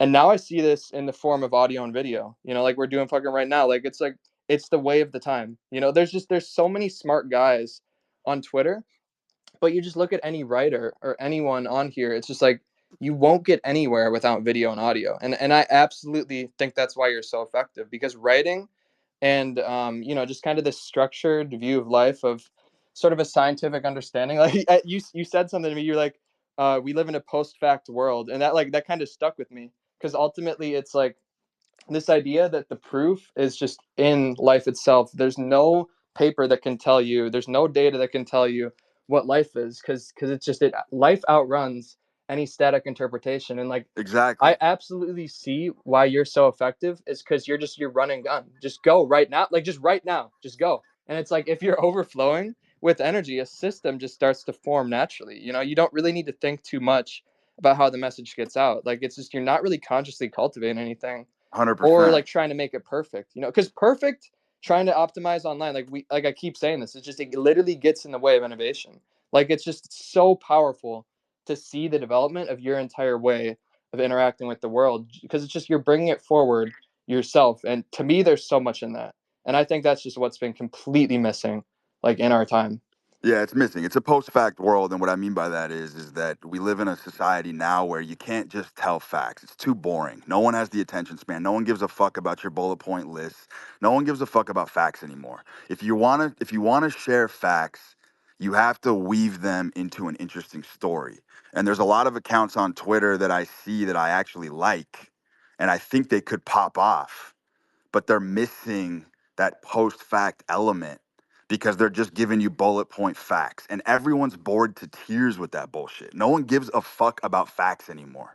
It's extremely fucking boring. Everyone has access to Google. We can all look up and curate and find our own fucking facts and run it through a sieve, right? But the guy who can fucking weave it into a story is the guy who's winning in 2024. Exactly, because it's like there's always a picture to paint, and when that's not there, you're essentially looking at life in a isolation, and nothing can be looked at in Yeah, isolation. it's But like there's this it's like holistic system. it's why I also think if you're an anonymous, like I see these anonymous accounts. I don't have any beef with anonymous accounts at all. I do understand it, but Me too. one of the cringiest fucking things is like when anon accounts talk about all the pussy that they get and all the money they make and all the girls. It's like, bro, you don't understand. As an anonymous account, those topics should be completely off limits. I don't know what you look like. I've never heard your voice. No one knows who the fuck you really are, and you're talking about all the women you get. Get the fuck out of here. Like, who are you fooling? You know what I mean? And it's like it's one of these things in life where I want to make this clear. You can never show off who you are through the direct trait itself. For example, you're never gonna prove to anybody that you're intelligent by reciting facts. You could literally learn the fucking Declaration of Independence by heart. You could recite that on stage behind a pulpit. No one's gonna think you're intelligent. You know how you really prove intelligence? You know how you show women you're intelligent? You know how you show the world your intelligence is through wit. It's through being witty. Witty motherfuckers are always gonna have a better presentation of high intelligence. And it's like that with every quality and trait in life. You can never ever do it directly. You always show who you really are through a different means, through a different mode. Completely.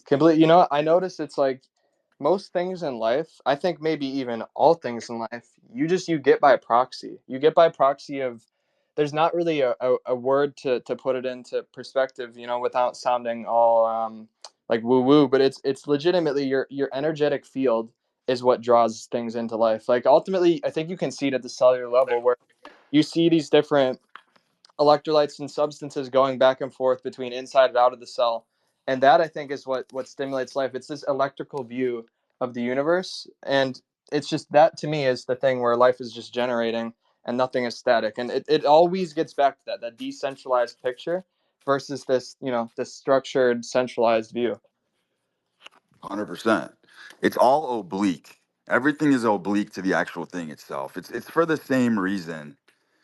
It's for the same reason that it's like it's kind of like this too. If you want to prove toughness, you don't really become an MMA fighter.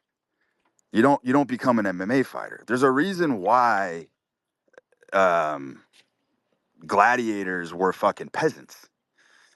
They were considered low class dregs and peasants because we all kind of know subconsciously that true toughness and true strength means never having to exert it in the first place. Yeah. You know what I mean? Like a real tough motherfucker, a true tough motherfucker, never gets into a fucking physical scuffle in the first place. Doesn't have to.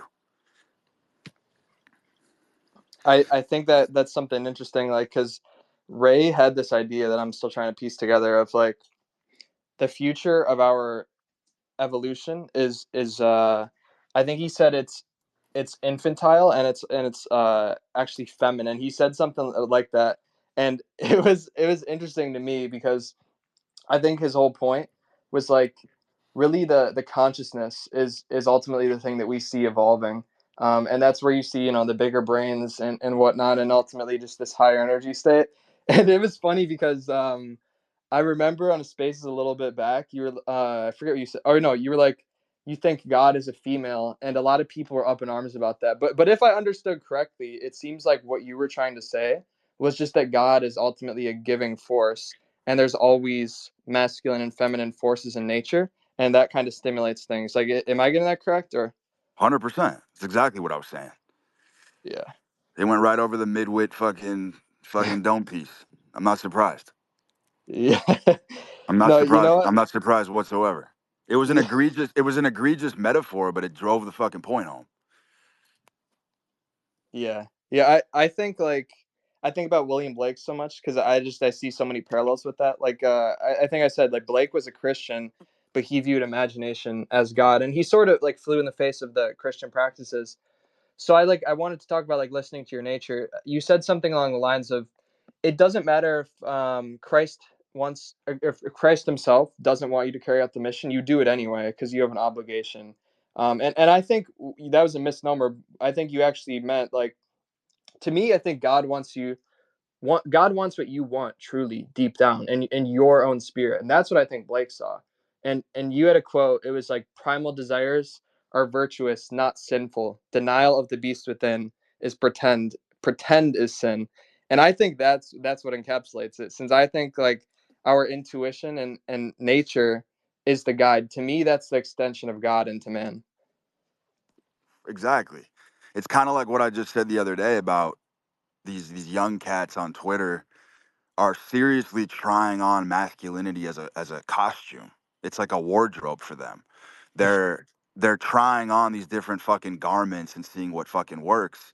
But it's like I just fucking said, if you have a true body of work and you're objectively the guy, all you need to do is put out your artwork and you're going to express all of those same high status qualities and attributes just through the expression of your work itself. And that's the Yeah, better way. That's the better way to do it. It's like exactly. a motherfucker can hear you talk for 2 hours on a show, and they're gonna know if you're intelligent. They're gonna know if you get women. They're gonna know if you're rich. They're gonna be able to easily viscerally fucking apprehend a better picture of who you really are. You never have to say it directly. You don't have to get on here and fucking tell everyone that you fucking get women.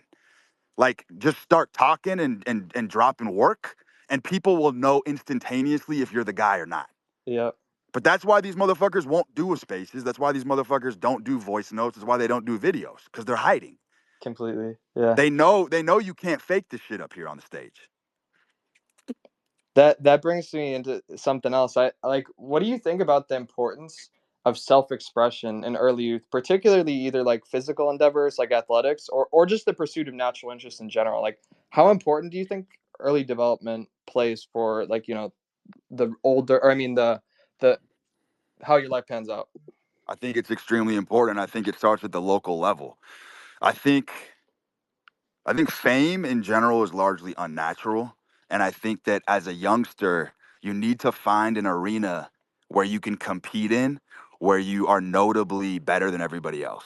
Because that's the fastest way to draw in that kind of gravitational pull where opportunities open up to you. I used the example before, when I was in my 20s, any gym that I walked into, I was the strongest guy there, pound for pound, by far. So I'd walk into a commercial gym and I'm snatching 300 pounds with metal plates in a fucking commercial gym. No one's ever seen anybody lift that kind of weight at my size. And you bet your ass it's a fucking spectacle. So then you just get known. You understand? You're sort of like, you're creating a fucking crater. You're creating a footprint. You're leaving your fingerprints all over the suite. And so when you leave those environments, you're leaving impressions on people. So at the local level, like local within your own community, I do think guys need to find a forum where they can find some sort of arena of importance where you're just noticeably and notably better than everybody else. And I do find that to be a very powerful springboard in life in general. The opportunities that opened to me when I was younger, just from being super fucking athletic and strong, were outrageous.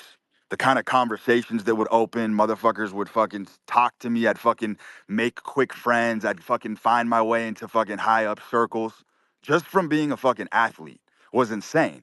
And then deal flow would happen, opportunities, jobs would be given to me, odd fucking deals, shit like that. And you just fucking, you capture it and seize the momentum and you fucking ride the wave. Yeah, completely. I So I see think I that think as one of the biggest. competition is super fucking important when you're younger. Yeah, I totally. mean, I Because I mean, see that as one of the biggest ones. yeah, 100%. It's like at your local level, if you walk out in public and you walk into a restaurant and no one even knows who you are, you're fucking up in life big time. Because in my local community, when I walk out in public, I'm like the mayor. I got people shaking my hands on every street corner. Everyone knows who I am in my area. If I walk into a coffee shop, if I walk into a restaurant, I got 5 or 10 people that are greeting me right away. And if you don't think that that creates a fucking upward spiral of momentum and fucking creativity and inspiration, you're insane. It's the best way to go about life. You got to get out there. You got to get active. You got to make your face known in your local community. People have to know who the fuck you are. Yeah, I think it was Customato, like Mike Tyson's trainer, said something along the lines of competence is what builds the confidence. Like, because I really see guys getting at it from like the backwards lens, thinking that you need to be confident to fucking get somewhere. I couldn't think that that's further from the reality. Like, again, it goes back to that run and gun. You just kind of go with what you have right now, and that's what ends up getting you into the places that you've been striving for the whole time, I think. Dude, there's no more powerful notion than just working with what you got in front of you. It's so fucking powerful. If you're a fat piece of shit and you've let yourself get completely out of shape and you hate yourself and you hate your life, you still have a starting point right now. You're not going back. You're never going to get it back. You can't go back to yesterday. You can't undo all the damage, but you do have cards and you do have a hand that you can play right now. You can take that fucking first step any fucking time you want. You have something to work with all the time. And that's the real alchemical process. That's the real Yep. magic, by the way. How important, like, do you find your environment to your process? Like, because it seems like you're, for the most part, on the West Coast and like warm, sunny places. Do you find that important? I do. I think environment's a little bit overrated. I'm the same motherfucker no matter what environment I'm in. I'm the same guy. Things change. People change. Same birds, different feathers.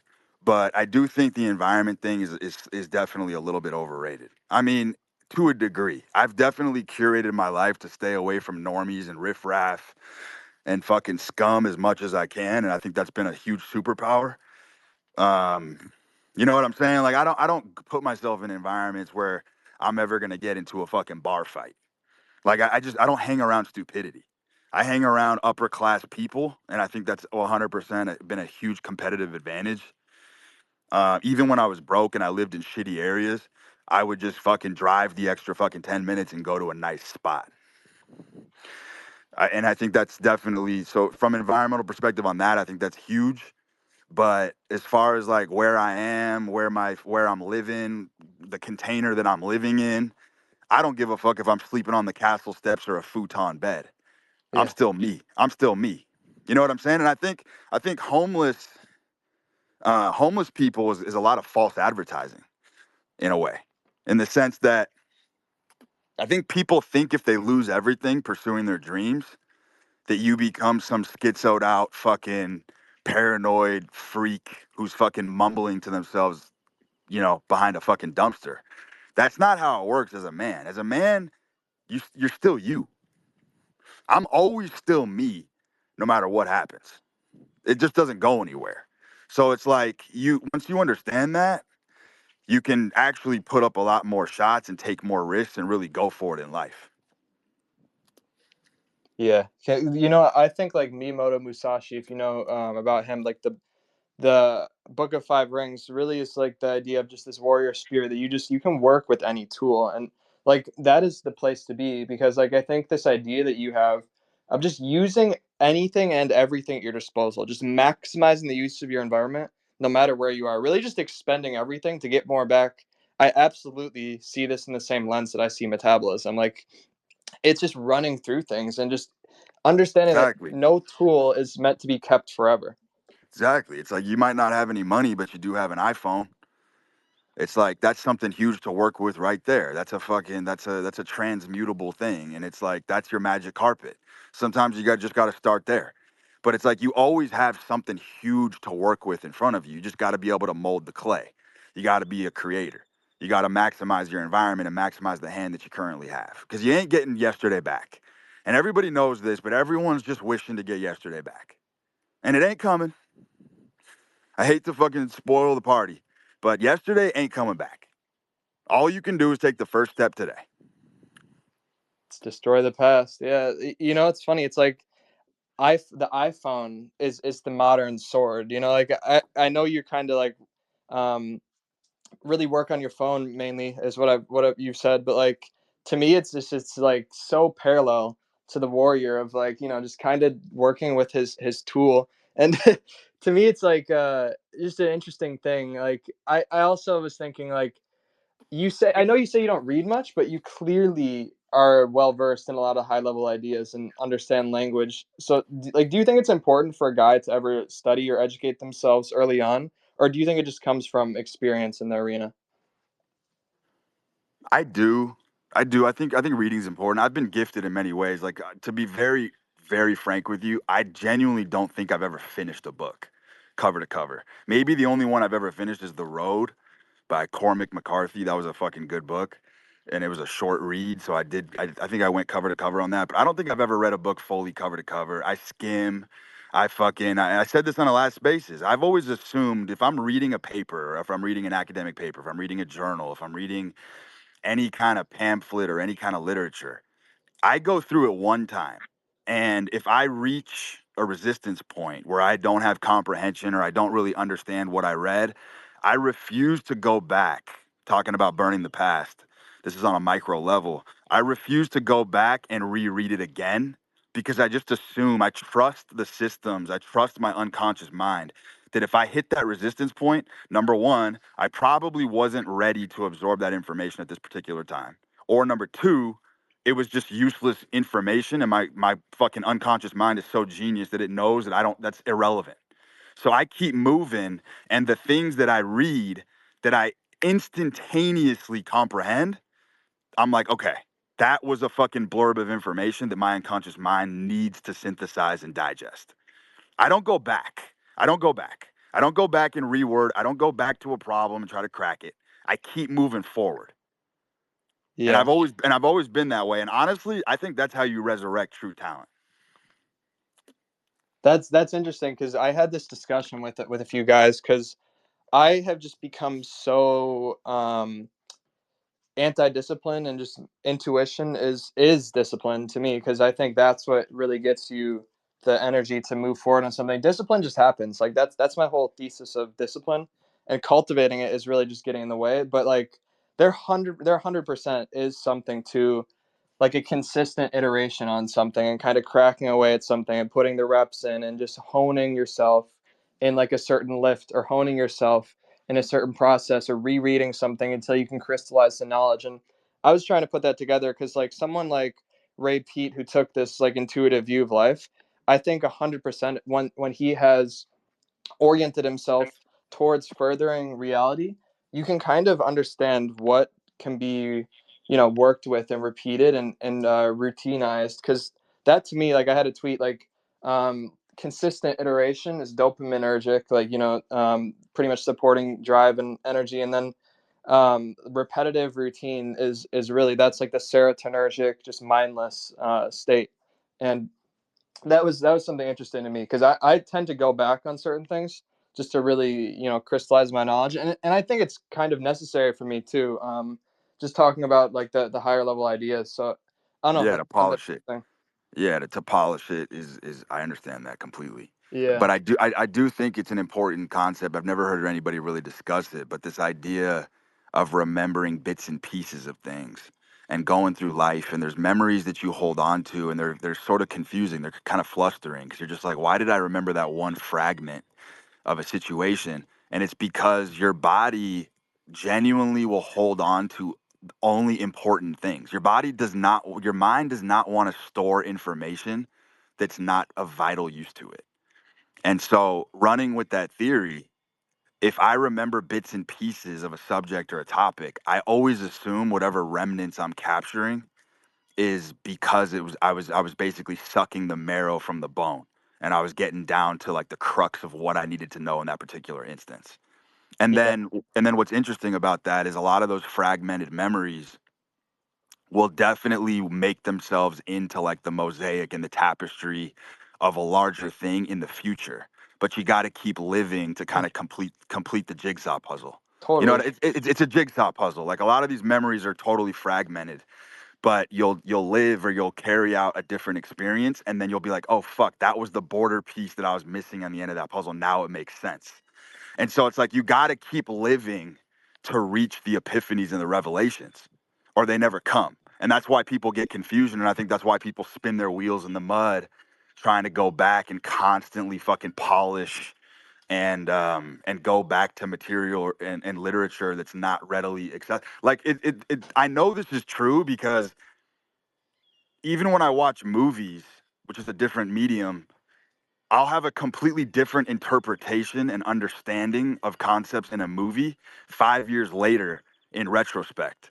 It's like I watched an entirely fucking different movie because I have an entirely different plethora of experiences that I'm using to tap into that. And I think reading is one of those interesting things where, especially if you're reading high literature and you're reading stuff that's like that's advanced and a little bit more technical and a little bit over your head, especially like in the terminology and the vocabulary and the lexicon's a little difficult for you. It's one of those things where reading, you have to have a broad amount of life experience when you go into some of these reading journeys, because you can pull a lot more from it drawing from your experience. That's what's interesting about reading. It's a companionship between you and the author. And so the more personal experience you have to draw from, the more you can glean from the literature itself. It's like you can go read Moby Dick right now. And Moby Dick is one of those books that's so fucking lofty and egg-headed that you actually need a tremendous amount of fucking life experience just to understand what the fuck is going on in the first 30 pages. And most people are eliminated in the first 30 pages of these types of books because they just simply they're not ready. You understand what I'm saying? Yeah, no, completely. I think there's like a sort of assimilation that happens unconsciously, and that's to me like this idea, like you're saying, this eclectic understanding. That's kind of what puts it together. Like these conscious or unconscious processes are really the big synthesizer. Like that's why bro, people make this joke of like, you don't need to read Nietzsche, you can just live and you can just intuit Nietzsche and you don't need to read a single one of his books. And it's 100% true. Like you can just get through like the brief idea and you're good. You're good. You can just keep living. Like that's what you have. You're Nietzschean now. Like it's like it's so funny to me because like yeah, a lot of the reading and stuff like that it kind of gets in the way sometimes. That's I think this like post fact world thing that you're 100, talking about. 100%. The most interesting part about my Twitter journey, hands down, has been the DMs that I get from academics that will link me a passage from a book, and they'll be like, dude, they'll be like, do you know who this philosopher is? Or like, there's so many parallels. And every time I'm like, they probably think I'm capping. They probably think I've read this guy. I Yeah, have yeah, no idea who the fuck you're talking about. I just lived life and I arrived at the same conclusion as this guy. yeah, It happens to me exactly. all the time. Like I accidentally stumble upon these insights that are so fucking parallel to all the greats. And it's just through living. Yeah, bro. Because I know we talked about that other few things too, but it's like I think it's so This guy will be funny. like, oh, you read fucking Schopenhauer. And I'm like, brother, I actually didn't. I have no idea Yeah, what the yeah. fuck you're talking about. It's so funny to me because just what a philosopher gets at is always what's intuition to them. The philosopher always just gets at the intuition, and like that's why you see I think creativity is ultimately like this thing where a lot of the great creatives share many of the same practices because it's just it comes out naturally, and that's to me why this idea of order in reality is kind of a big thing of just objectivity. There's objectivity in all things, and you can get 100%. at that just through a different process Well, in and each life circumstance. but and so like most of these concepts are very elusive to you if you just read. And that, I guess that's my point, is there's a certain amount of life experience. Dude, I'm not kidding. There's been reading concepts that have been very difficult for me to tackle in the past. There might have been a line that was written in a way where I'm just like, I don't really understand what this guy's fucking saying. And then I'll go live 5 years and I'll come across that same blurb 5 years later, and now it's a breeze. It fucking clicks instantaneously. I'm like, I completely understand what that fucking passage meant. Yep. You know what I mean? So it's like that whole, it's just fucking interesting how it all fucking ties into everything I've always been saying. Everything constellates from that whole concept of burning the past and letting it die. Because everything that needs to be elucidated is gonna come your way when you're ready. Completely. It metabolizes itself. That's really what I see. You know. Some powerful fucking shit, dude. It's a powerful way to Yeah. live. It's like when you're stumbling at a problem that you just can't crack or tackle, it's like, buddy, you need to go inject yourself and immerse yourself in the world, get some more fucking stripes on your belt, and then come back to it. And I promise you, it's gonna be a lot fucking easier. Absolutely. Yeah. It's like you know what I'm saying? People get to a wall in life and they think that they have to find a bulldozer or a tool that's going to bore through the wall. And it's like, that's not how it works. Sometimes you actually got to go back a couple steps into the mud where there's clarity. There's clarity in the dirt. And once you get that clarity, you go back to the wall and you understand that all you had to do was high step it. Mhm.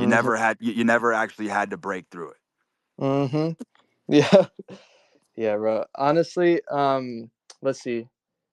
I had one more thing I was thinking about. So if money isn't really an endpoint, which I kind of think we talked about, how it's more just a tool or just like a product of energy. What do you think the main point of having money in today's time and I is? think, Can people win without it? no, so I just look at money as sort of like the encrusted jewel in the skull. It's like you're just putting a ruby or a fucking topaz or a sapphire in the skull. It's like, it's not, money is a lot less utilitarian than people think. It's not as sexy as you fucking, like, people think it's incredible to be just flowing in fucking riches like Scrooge McDuck. It's honestly not how it fucking works. It doesn't change that much. Food still tastes the same no matter how rich you are. Music still fucking sounds just as good whether you're fucking sleeping under a fucking dumpster or in a baronial castle in fucking Spain. It's the same fucking thing. And so it's like there's only a couple, sex is the same whether you're rich or not. Like all these main biological functions and processes that bring us pleasure, they're the fucking same. They're not enhanced. And I think that's a huge myth. A lot of people have this myth in their head that if they get a ton of money, somehow every sensation in life is totally heightened. Food is gonna just magically fucking taste 100 times better. Sex is gonna feel better. Music somehow is the fucking sonic blast from the music somehow is gonna like ring in your ears differently. It's not the fucking case whatsoever. So what I look at money as a man, I look at it as the last step. I don't think money's the first step. Everyone says get rich first, then figure everything else later. Bullshit. It's the opposite. As a man, you want to get the life experience, understand social dynamics, become a fucking social wizard, lean into your talent. Money is the capstone. It's the final piece of the equation. And once you are the type of man you want to be, then you can put the dressing on top of it, which is money. And having a lot of money, the true function of it, believe it or not, is just kind of that last little 1% optimization of that aura. Yes, it does give you some more fucking swagger and pep in your step when you have cake in the bank. No doubt about it. You're gonna move a little bit differently. There's definitely something it does to your aura. You're gonna fucking have some more confidence knowing that you got millions of dollars for sure. But people don't understand that's a micro optimization. Being rich is a micro optimization. It doesn't fucking add nearly as much to the stack as you fucking think. It's the polish. It's the polish. It's the final step. Go out there, become the kind of man you want to be, and then figure out how to put money on top of it. It ain't the other way Yeah. around because we all know the fucking meme and the archetype very well of the rich nerd. The guy who got rich first and now has a very clumsy way of dealing with life and has zero fucking clue how to manage it. I'm interested in what because you And had to say. ironically, what I just said is $1,000,000 advice. No pun intended. Yeah. No, bro, because that made me think. Because I remember you said something about you need to win by the rules of society. You need to soar to the heights of that. Then you can denounce everything. So to me, that's like kind of like the like Jack Dorsey like type making money and then becoming all like anti-materialist. And to me, I don't really even think that's a good philosophy to take. But where's your thought with that? So, bro, that's another secret, and I'll fucking lay it out here right now, and I shouldn't because it's part of the fucking secret game. But here's the deal, and I'll share this with you guys. It's one of the biggest secrets of life is you can only criticize something when you are it yourself. In other words, because I'm a strong, athletic motherfucker, I can talk shit about the gym and looks maxing all fucking day long because I already got it. I'm already the guy.